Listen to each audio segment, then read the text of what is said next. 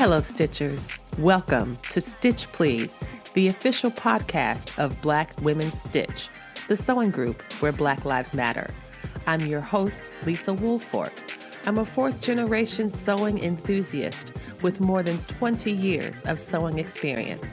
I am looking forward to today's conversation, so sit back, relax, and get ready to get your stitch together.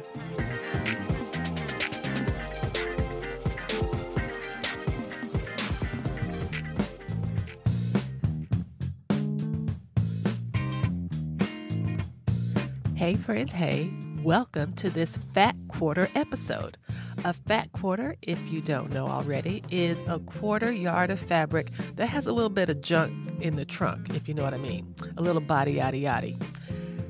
It's designed to be more useful for quilt projects such as applique or craft projects that requires a more robust piece of fabric. A fat quarter is a more consolidated version of a traditional quarter yard of fabric. A quarter yard of fabric measures 9 inches by 44 inches wide, typically for quilting cottons. And that is not particularly useful if you are using paper piecing, for example, as a way to assemble your quilt. So instead of using that long, skinny rectangle, they use a fat quarter. And so this episode is our fat quarter episode. A fat quarter in the context of Stitch Please means that we are going to help you get your stitch together 18 and 22 minutes or less. That's right. Each fat quarter episode will be 18 to 22 minutes or less. So here we go. Today's Fat Quarter topic is KAM snaps. That's KAM snaps. KAM snaps are a surprisingly useful tool. They are excellent substitutes for buttons and metal snaps, and I really like KAM snaps because they are strong, they are flexible, and they work in a variety of applications, some of which you might not even imagine. Let's get started talking about what exactly a KAM snap is. KAM snaps are a reliable substitute for buttons. The buttons do indeed have to be small. The KAM snaps you'll find are less than the size of a U.S. dime, so they are small. However, they are small and mighty. I like to say that KAM snaps are a perfect combination of form and function. The form of the KAM snap allows it to do its function very well. And by form, I mean the chemical composition. KAM snaps are made of a special, and I'm sure trademarked, polyoxymethylene, or POM, polyoxymethylene, a high-density plastic that is stronger and more durable than other kinds of plastic. Also significant for folks in California or everywhere that's interested in questions of health and children's safety, they are BPA-free. They have been tested for lead and phthalate content, so they comply with CPSIA regulations for children's products. Also, because they are X-ray safe, you can find them used in hospitals as well, like on hospital gowns. So you know that if you're choosing a KAM snap, KAM snap, that it's going to be safe and strong. A KAM snap is made up of 4 parts. There will be 2 caps, 1 socket, and 1 stud. A cap looks like a thumbtack. It is shiny on the top, and it has a protrusion, like a thumbtack, that is used to penetrate the socket or stud to affix them to your garment. The socket is a larger raised circle that the stud, which is a smaller raised circle, fits inside. So both of these things are round. Both of them are smooth. One is raised in the center, and the other is flat. But one thing fits inside the other. Some describe the socket and the stud using gendered language. They will say that the socket is female and the stud is male. I find that problematic and unnecessary. There's no need to reinforce heterosexist gender norms about what people can do with their bodies in order to install snaps in a baby's onesie. It doesn't make any sense. So I use the terms bowl for the socket and cup for the stud. Because when you're stacking dishes, it's really easy to put a cup inside a bowl. And we don't have to reinforce gender norms and gender language in something that doesn't need to be gendered in order to be understood. Instead of saying socket and stud, if that works for you, you're welcome to think that. I'm going to say cup and bowl because that's what I do when I'm trying to lay out my snaps. The thing to remember is you will need twice as many caps as closures. So, for example, if you have a garment that has 8 buttons and you want to instead use 8 snaps, you will use 8 cups, you will use 8 bowls, and how many caps will you use? 16, because you will need a cap to hold your bowls and a cap to hold your cups onto your garment. Do you know how sometimes a quilt is referred to as a quilt sandwich? You have your quilt design on the top, you have your batting in the middle, and you have your backing on the back. Those 3 things together are a quilt sandwich. The KAM snaps are similar. It's a sandwich, except that it's really small. So maybe imagine like a bunch of very tiny hamburgers. If you're looking at the right side of your fabric, you poke a hole through your fabric with an awl. An awl, an AWL, often comes with any KAM set that you buy. You are looking down at the right side of your fabric. You poke a hole in your fabric. You then take a cap and put it pointy side down through that hole. You flip it over, and what do you see? You see the wrong side of your fabric, and you see a little tiny sharp point from the snap cap pointing right at you.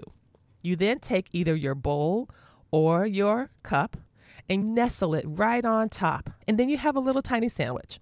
You take that sandwich and you transfer it to the base of your pliers. Squeeze the pliers, applying firm pressure. The protrusion of the cap will be flattened, effectively securing either the cap or the bowl in place. The pliers can either be used manually, just a loose tool in your hand. This is called the K1 or the K2 snap pliers set.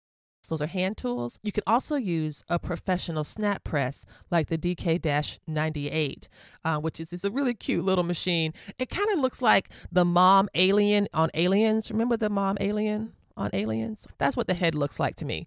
But it is a press tool that's designed to be used on a desktop. You bolt it to your desktop.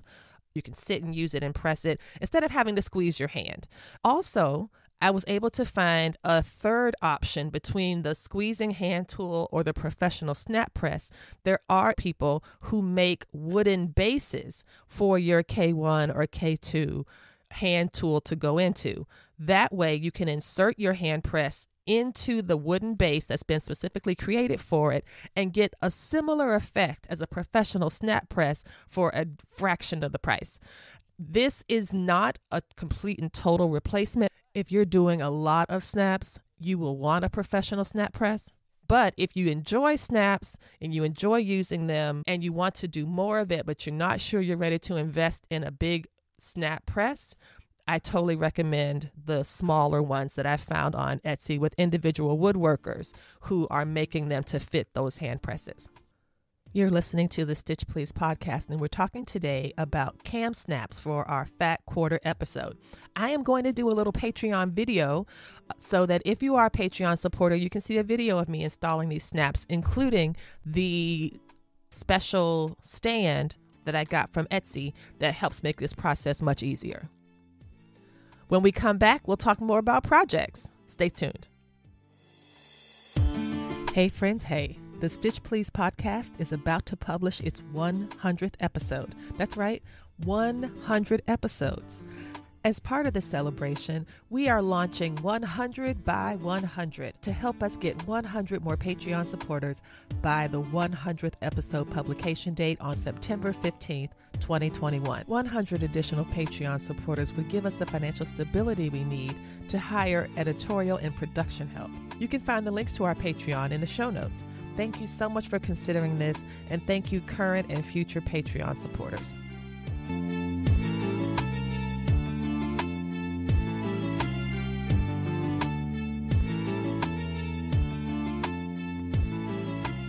Hey friends, welcome back to the Stitch Please podcast. You're listening to a Fat Quarter episode about KAM snaps. KAM snaps are very popular for children's clothing. Some folks prefer snaps to buttons, especially for infants and toddlers, because buttons can come off. And so you might imagine a little teddy bear, and instead of having button eyes stitched onto it, someone might put 2 snaps instead, because the baby is going to put that bear into their mouth, and the snaps are far less likely to come out, and they are lead tested and safe for babies to gnaw on. They're also strong, durable, and wash up very well. They don't loosen out over time. I've not had that experience. And so that's one of the reasons people like it for children's and baby clothes. It makes it very easy to get out of the bottom of a onesie. If you need to change the baby has on pants or shorts, you can unsnap them at the inseam and change the diaper and snap it back together. So that's really fast and efficient. Also for baby bibs, it's a really easy way to avoid buttonholes, which I have no fear of buttonholes. I am happy to do 100 buttonholes. It doesn't bother me at all. My machine is great with buttonholes. However, I do sometimes switch to snaps because it's just easier, as well as they're really very nice looking snaps. And so you can use KAM snaps on children's garments as well as on adult garments. I have used them for shirts for my spouse and shirts for my sons. I have used them also, which is something I find really exciting, and I wanted to close this episode with. I used it on a really fantastic Vogue pattern Ralph Rucci coat. And I think I'm going to try to put this coat somewhere. Either I'll post it on Patreon or I'll use it for the episode cover. But this coat was intense. It was a coat that I made, and I'm sure I had a matching hat because obviously, why wouldn't you have a matching hat? But the coat was bell-sleeved, belled body, slim fit through the waist, and quilted. I saw this fabric at like a local, if you could imagine a shop like Big Lots that also had a fabric department.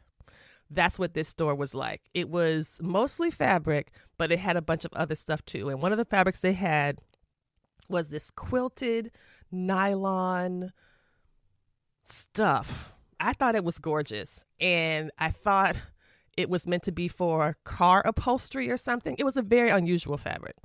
And so I said, this will make a really great coat. It's quilted. It's very stiff. And I think it would look really nice. And so it was, though, a bit of a challenge. Even though it was double-faced quilted, it was white quilting batting on the inside that showed whenever you cut it. And so I did bias binding on the seams on the inside of the jacket, which worked great. But it was also very thick, and it was so thick it was difficult to sew. And so instead of using fabric bias binding, I used leather.